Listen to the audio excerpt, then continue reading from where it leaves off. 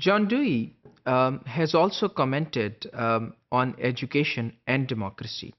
یعنی جان ڈوئی نے بات کی ہے تعلیم اور جمہوریت پہ. John Dewey was a huge proponent of democracy. Thus, his educational philosophy largely reflected elements of democracy in the classroom. اب چونکہ وہ جمہوریت کے خواہاں سے، جمہوریت کے خیر خواہ تھے اور جمہوریت کو پروموٹ کرنے والوں میں سے تھے، تو ان کی ایجوکیشنل فلسفی میں بھی کلاس روم کے اندر بھی ہمیں ڈیموکریٹک پریکٹسز کو ڈیولپ کرنے کی بات، ان کو گروتھ کی بات، ان کو انکلکیٹ کرنے کی بات سوسائٹی میں بہت نمایاں نظر آتی ہے. John Dewey was concerned with the enhancement of democratic community in a nation that seemed to be in danger of losing its moral and spiritual compass. اور جان ڈیوئی یہ چاہتے تھے کہ ڈیموکریٹک کمیونٹی جو ہے اس کو ڈیولپ کیا جائے ایک ایسی قوم کے اندر جو کہ ایک خطرے میں ہے، جس میں وہ اپنی اخلاقی اور اپنی روحانی جو کوالٹیز ہیں ان کو کھو دینے کے ایک وقت اور ایک دور سے گزر رہے ہیں. اب وہ دور کیا ہے؟ جس طرح کہ ہم جانتے ہیں کہ امریکہ was an agricultural nation at that time and it was now transforming at John Dewey's times into an industrial nation. And so capitalism was coming into play, یعنی کیپٹلزم کی جو ایک سرمایہ دارانہ نظام ہے وہ نمایاں طور پہ امریکہ میں سامنے آ رہا تھا، جس کے تحت جو ایتھوز تھیں، جو مائنڈ سیٹس تھے، جو ماحول تھا، وہ تیزی سے تبدیلی کا شکار ہو رہا تھا، اور اس تبدیلی کا ایفیکٹ ہمیں ایجوکیشن کے اوپر بھی نظر آتا ہے. اب وہ کیا ہے؟ آئیے دیکھتے ہیں. Dewey believed that children live in the present, not in future. He disagreed with the notion of education as a preparation for future. اور چونکہ ڈوئی یہ بلیو کرتے تھے کہ بچے آج میں زندہ ہیں اور ایجوکیشن جو ہے اس کو یہ سمجھنا کہ ایک نوشن ہے پریپریشن کا آنے والے وقت کے لیے، ڈوئی اس کے حق میں نہیں تھے، اس کے خلاف تھے.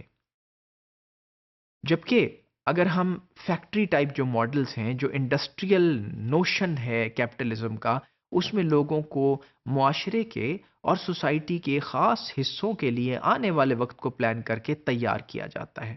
جبکہ ڈوئی کی فلسفی اس کے برعکس یہ تھی کہ یہاں پہ ڈیموکریسی اور فریڈم ہونی چاہیے، نہ کہ ایک فیکٹری ماڈل ہو جس کے تحت بچوں کو ڈیولپ کیا جائے اور ایجوکیشن دی جائے.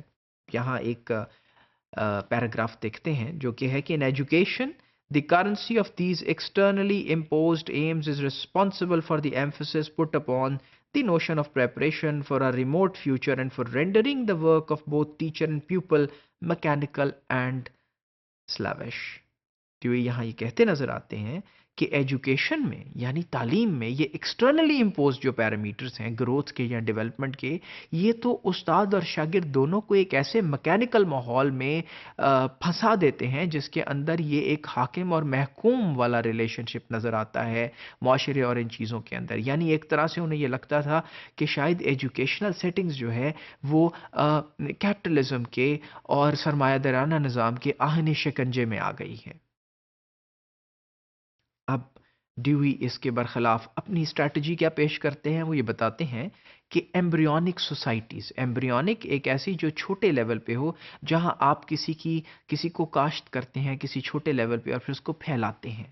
So, Dewey believed that schools must act as mini or embryonic societies where children grow up to be a part of democracy. اور انہوں نے کہا کہ اب اس سے لڑنے کے لیے ان حالات سے ایجوکیشن اور سکولز ہمیں اس طرح ہیلپ کر سکتے ہیں کہ وہ ایک منی سوسائٹی، ایک چھوٹے معاشرے اور ایک ایمبریونک سوسائٹی جس کے اندر آپ بچوں کو ڈیولپ کر رہے ہیں. ایمبریو میں جس طرح ایک بچہ بڑا ہوتا ہے، ایک چوزا ایک ایمبریو میں بڑا ہوتا ہے، یا کسی بھی کوئی زندہ چیز کسی ایمبریو کے تحت بڑی ہوتی ہے، اسی طرح بچوں کو اس میں بڑا کریں اور وہاں پہ ڈیموکریسی کو ان بچوں کے اندر انکلکیٹ کریں تاکہ وہ معاشرے میں اس کو بعد میں جا کر کے پھیلائیں.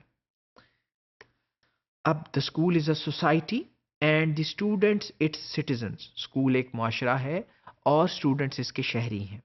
Teachers are present in the schools to facilitate the process of democracy. اور پھر ٹیچرز جو ہیں اساتذہ اسکولس میں اس لیے موجود ہیں کہ وہ اس جمہوریت کے پروسیس کو فیسیلیٹیٹ کریں، کو ہیلپ آؤٹ کریں ان بچوں کو in becoming democratic and responsible citizens. And then factory system جس طرح کہ ہم نے بات کی، Dewey's embryonic society was a response to the factory system, اور یہ جو ان کی ایمبریونک سوسائٹی کی انہوں نے بات کی، یہ رسپانس تھی اس فیکٹری سسٹم کے اگینسٹ اور اس کے جواب میں، جس کو کہ اس وقت امریکہ کے اندر پروموٹ کیا جا رہا تھا. And the factory system of education prevalent at that time, which emphasized students as relatively passive raw materials to be molded by teachers. اور پھر جس فیکٹری سسٹم کی ہم بات کرتے ہیں سرمایہ دارانہ نظام کے اندر، وہ اسکولوں کو ایک ایسے فیکٹری اور ایک کارخانے کے طور پہ چلا رہے ہیں جہاں بچے جو ہیں وہ را مٹیریلز ہیں جن کو ٹیچرز جو ہیں وہ مولڈ کریں گے، ان کو اپنے مطابق شیپ دے دیں گے، اور وہ شیپ کیا ہوگی؟